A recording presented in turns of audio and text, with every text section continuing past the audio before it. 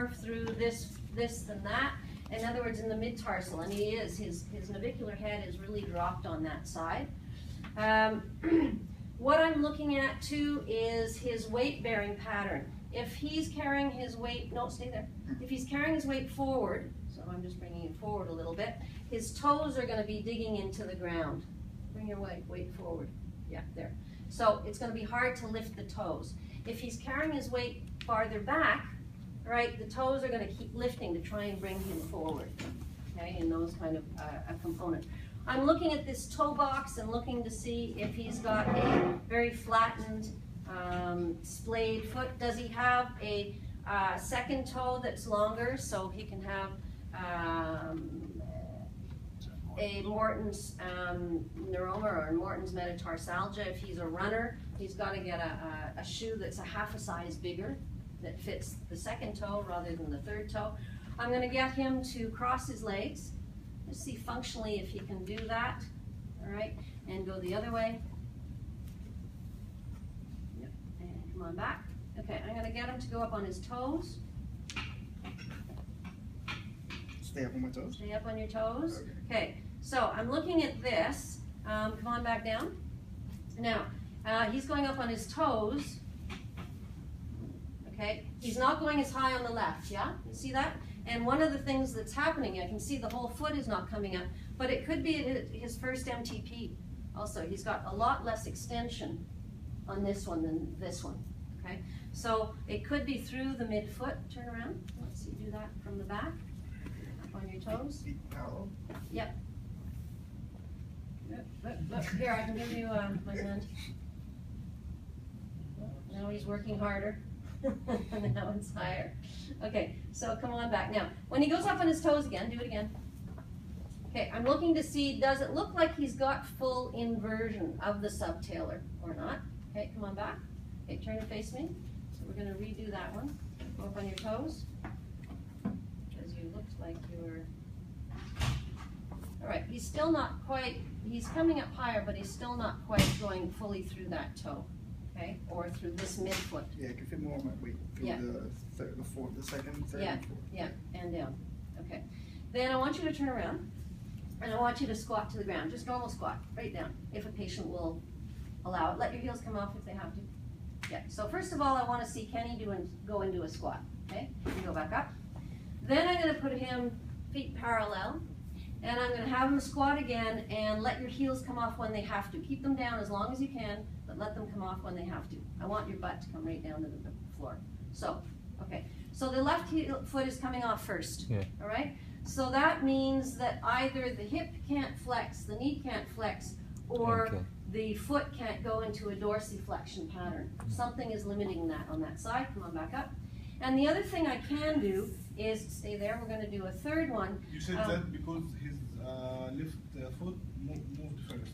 Yes, yes. So what he needs is he needs full dorsiflexion, flexion of the hip and the knee. Yeah, it's either hip, it doesn't have enough hip flexion in Right. his hip, or knee flexion. Yeah, or knee flexion, or dorsiflexion here. Yeah, okay. Or if he's got an anterior drawer that's positive in the ankle, he may slide into it, and that will be what blocks his dorsiflexion. Okay, is that anterior talofib tear. Now, the other thing I can do, but he's going to be careful. He's going to be worried about he hits me in the head with his bottom. Is I can test the splaying for the inferior tib fib joint. So come on right down into a full squat. Let your heels go up when they have. Just let your heels go up. Keep going down. Keep going down. Go down. Go down. Go down. Down. No. Go down. Lift your heels. Okay, and back up. So what I'm feeling, even without calipers, is I'm feeling to see if there's a big splay on one side compared to the other, okay? And again, I'm looking at all the muscle activity that may be working through this. Okay, turn and face me. And let's see his balance on one foot. Okay, and how well his foot reacts to it. And balance is not necessarily just a foot issue. Your gluteus medius is one of the big alignment muscles that holds stability in the foot, but he may have a weak foot, and we're seeing how much he can correct. And go on the other side. Probably worse. Yeah. Okay. And turn around. Now, What I'm going to add to this is I'm going to put your feet parallel. Okay. You know the twisting we did with the superior tib fib joint, we're also doing it for the foot. Okay. So as he twists, if I'm looking at this foot, as he twists to the left, right, the foot is going into dorsiflexion eversion pattern. Okay. And this one's inverting. Okay. So supinating, plantar flexion inversion. And as he twists to the right, the opposite. Now, turn and face me. Okay, so we're going to do that again. So what I'm looking for, I've got bones in series. What I'm expecting is to see full movement of dorsiflexion, of inversion, eversion, or of the twist. And I'm looking to see, does it seem to serially happen through the levels of the bones, or does no movement happen, or does no movement happen and then it all moves like a block? So, turn to the right. Right through to your feet. Now, what has to stay on is the fifth metatarsal head, the first metatarsal head, and your heel has to stay on the floor. So just twist up through the foot as much as you can, having that. Okay, and turn the other way. And turn the other way, a little bit more. Go farther. Through your body, go farther. Okay, and go the other way. Okay, so what are we seeing? We're not seeing a lot. Okay, when he twists this way and I look at this foot, I am getting serial movement. Yep. Okay, through the foot. When he goes the other way, it's really not happening. And come on back. What's happening on the right foot? I didn't see it. On the go ahead, go on, rotate. You guys are going to do this on yourselves. I'm getting plantar flexion inversion happening through this whole foot. Although he's got a stiff foot in general, it's not happening as much as someone else might. And then when he rotates the other way, it's moving like a block, all right? And it's not moving as much, but I'm not getting the serial movement through it, okay? Then let's have you rotate this way, I'm sorry. And I'm gonna look at the dorsiflexion eversion pattern, and then I have him rotate the other way, and I'm looking at, so there's, again, he's in this pronated foot, and it doesn't seem to wanna go any farther. So I would say there's probably, and I've got sort of two directions of movement that's not happening that well. I'd say probably he's got capsular pattern of restriction in this foot, okay? I'm seeing more limitation of the plantar flexion inversion than the dorsiflexion eversion. If I have someone who's got a very unstable foot, like anterior talofib, what'll happen is he will twist, all right? And I won't see any movement, and then at the very end, the whole, when the ligament finally tightens up, I will see the whole foot move as a block. Okay, so that's one of the things. Which ligament? The anterior talofib, oh, for instance. Okay. Okay, could be that one. All right. Dynamic. I will have watched how he walks. Does it look to be more the push-off part or the dorsiflexion part that I'm not seeing? I've got his feet crossed, I've had him twist, I've done the squats, balance on one foot. I can also, with his feet parallel, just have him to bend his knees.